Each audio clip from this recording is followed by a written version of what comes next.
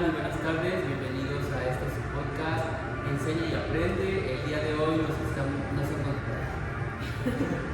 Hola, ¿qué tal? Muy buenas tardes. Bienvenidos a este su podcast Enseña y Aprende. El día de hoy nos encontramos en la ciudad de Orizaba, Veracruz, específicamente en Poliforum Bien Pesado, para hablarles acerca de la etnografía en la formación de enseñantes. Tenemos el día de hoy un panel de expertos. Nos acompaña el maestro David, la maestra Gaby, la maestra Mariam, la maestra Azucena y su servidor, el maestro Hueso. Pues demos inicio a esta charla hablando acerca de qué es la etnografía. Expliquémosle a nuestro público. Bueno, maestro, para comenzar, a mí me gustaría mencionar que la etnografía puede ser vista para nosotros como un arte. ¿Por qué un arte? Porque al final del día resulta una herramienta esencial para que nosotros podamos desempeñar nuestra labor de la mejor manera. No solamente se trata de ver las personas con las que vamos a estar, sino más bien de comprenderlas. Esto a través de la interacción con ellas, poder saber más a fondo sobre su día a día, sobre sus costumbres, sus tradiciones, sus maneras de aprender y todo lo que esté relacionado con las mismas. ¿Alguien más que guste compartir qué entiende o por qué es importante la etnografía?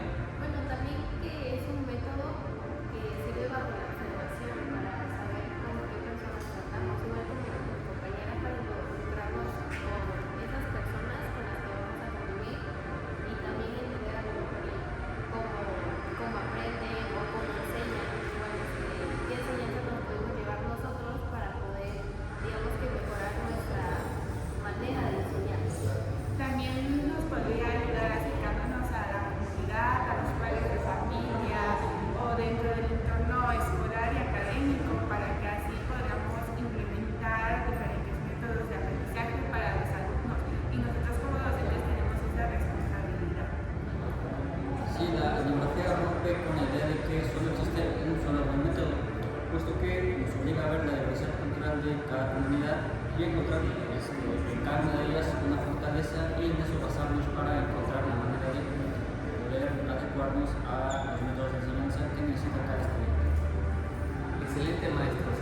Continuando con este tema tan interesante e importante para nosotros como docentes, ¿qué me pueden decir acerca de la implicación subjetiva de la etnografía? Tratando este punto que resulta un pilar, yo creo que nos deja la enseñanza de que por más que queramos que las cosas sean objetivas, no se puede, porque cada uno de nosotros contamos con experiencias distintas, mismas experiencias que nos dan pauta a una perspectiva sin igual.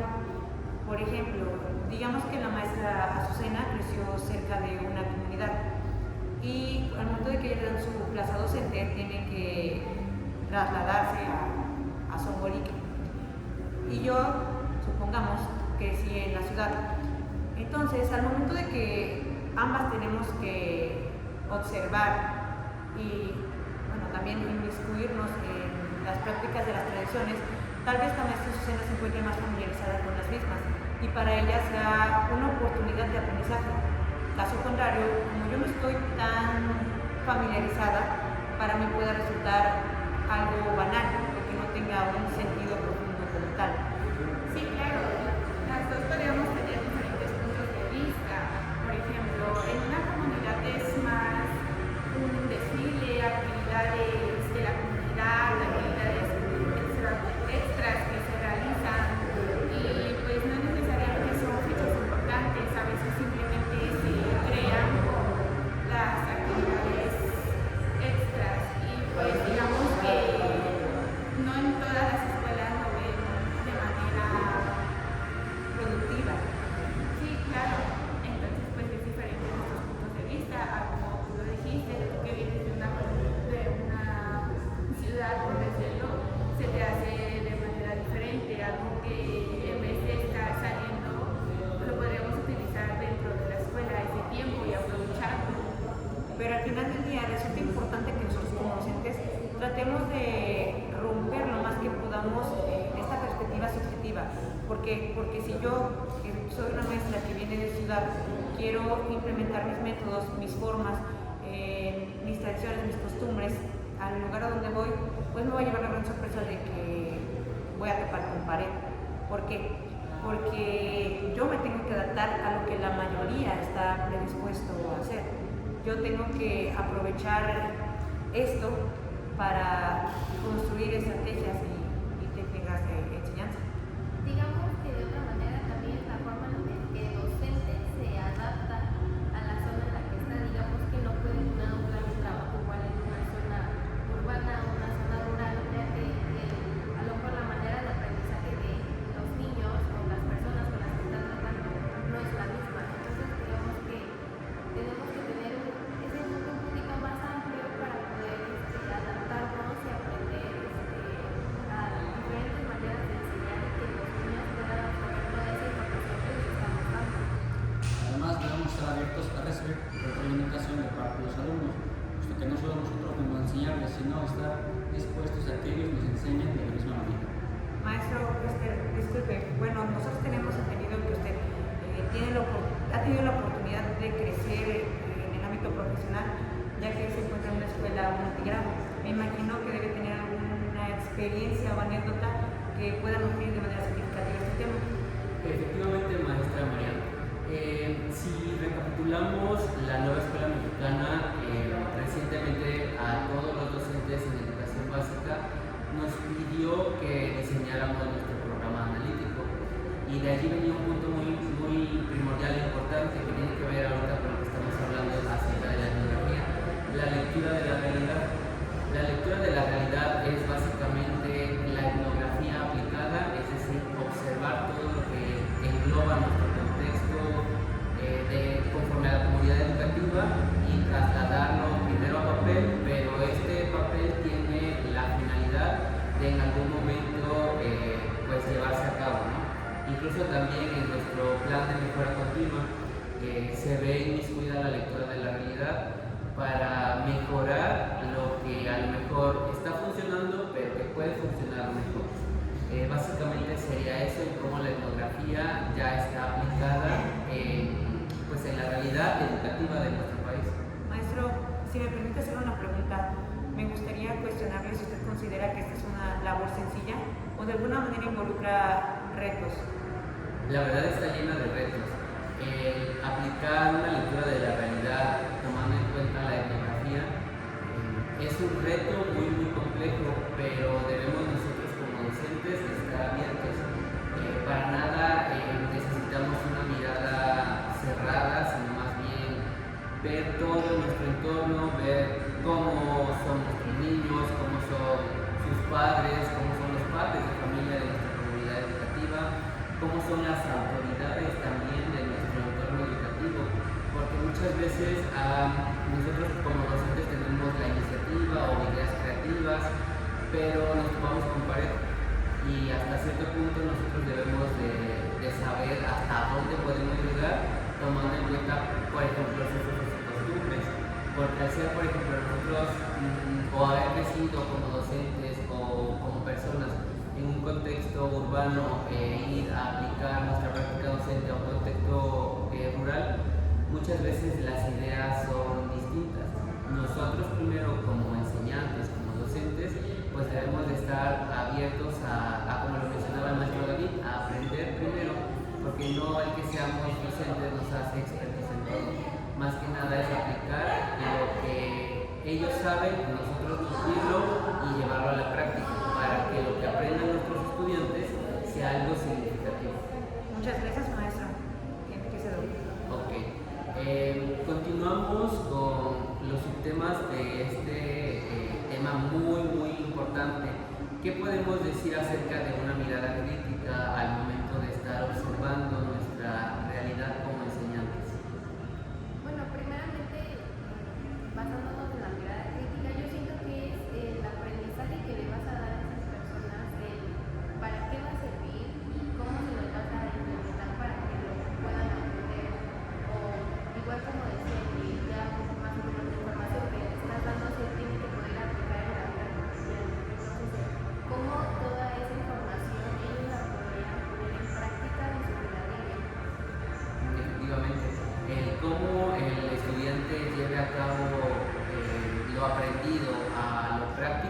es básicamente el objetivo de la nueva escuela mexicana, que el aprendizaje sea contextualizado y significativo también, pero que no se quede nada más en un saber al aire, por así decirlo, sino que el alumno lo lleve a su realidad.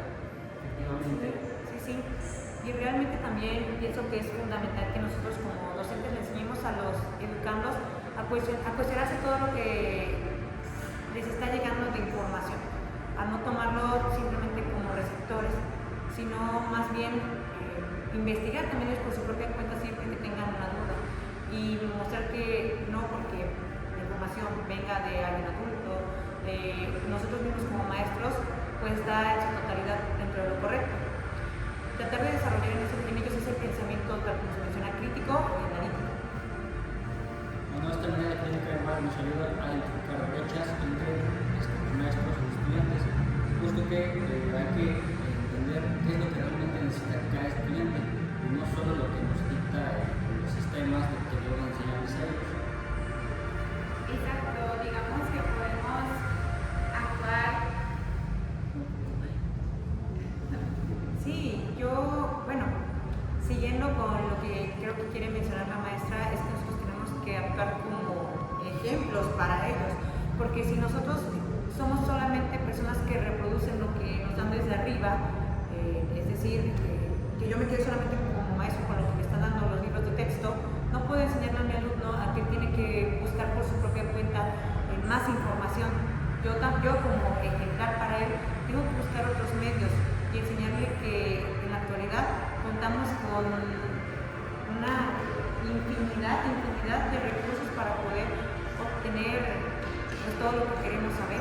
Tienes razón, la información que nos dan como docentes tenemos que transformarla para que nuestros estudiantes puedan aprenderlo y no solo quedarnos con lo que nos dan, sino tenemos que buscar diferentes métodos, tenemos que buscar más allá de lo académico, también podemos tener diferentes tipos de actividades para que así nuestros estudiantes aprendan y no solo quedarnos con un tema, podemos de ese tema buscar otros más y así tendríamos que nutrir a nuestros estudiantes para que pues todos convivan, incluyan y nosotros somos responsables de ayudarlos.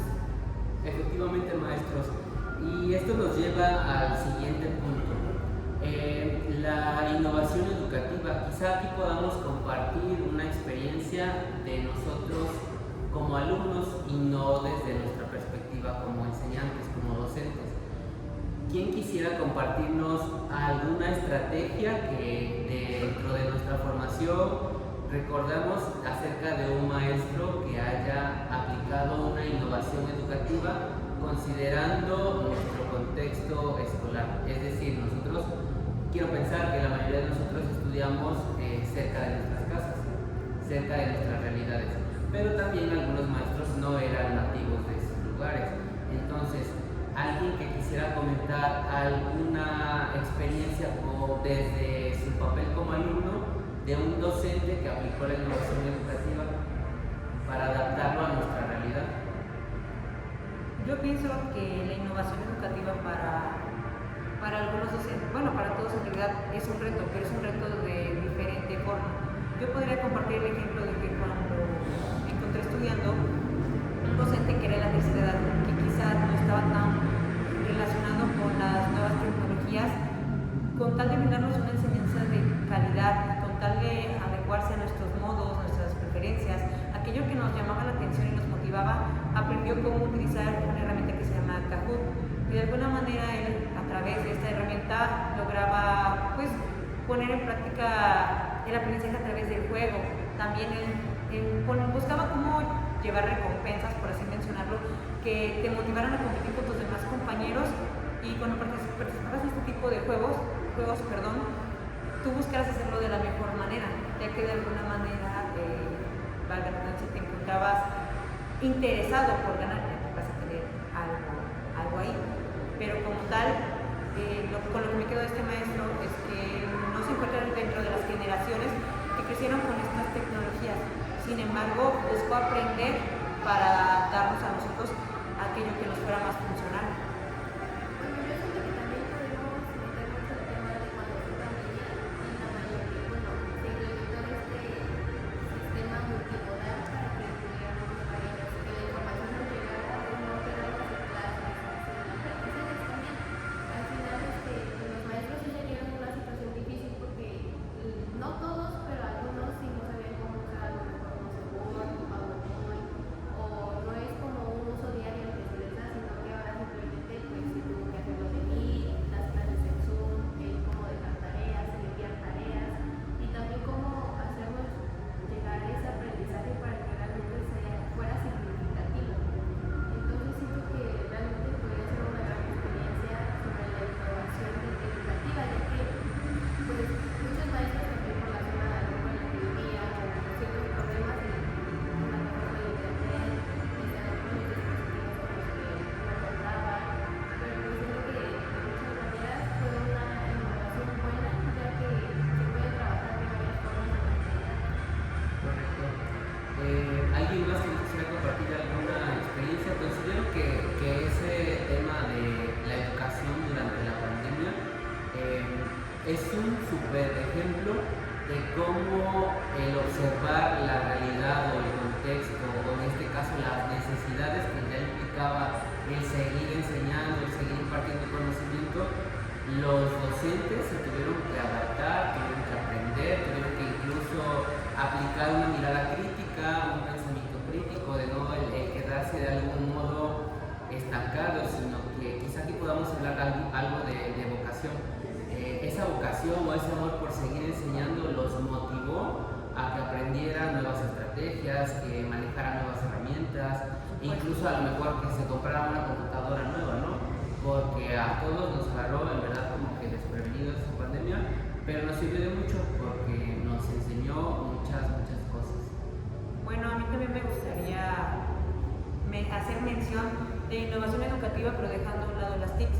En la actualidad nosotros pues somos conocedores de que cada vez hay alumnos en escuelas regulares que presentan alguna barrera de aprendizaje, que cuentan con alguna condición, con alguna discapacidad, tienen un trastorno.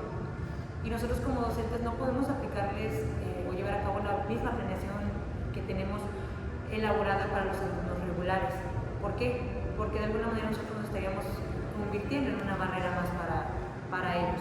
Nosotros como docentes tenemos que aplicar la innovación educativa, elaborando material didáctico, buscando estrategias que se adecúen a lo que ellos verdaderamente necesitan, y de alguna manera así nosotros contribuiríamos a llevar a la práctica su tema.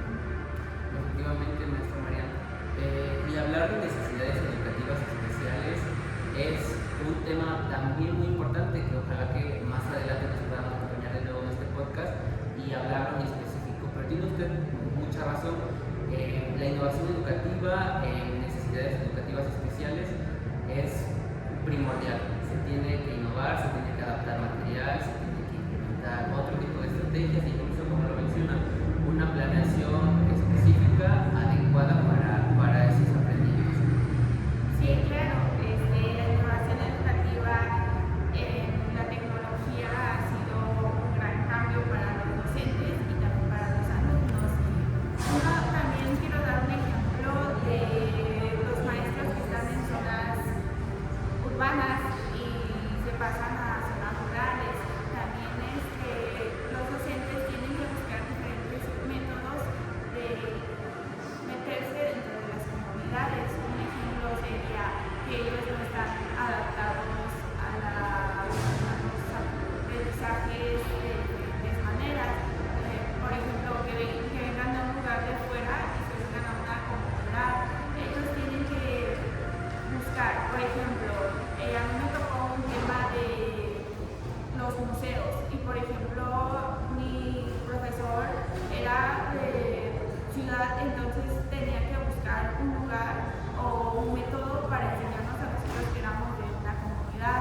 Nosotros éramos muy cerrados a eso, entonces él nos ayudó a salirnos de este círculo. Ok. Bueno, pues muchas gracias por acompañarnos en esta misión más de Enseñando y Aprendiendo. Nos vemos.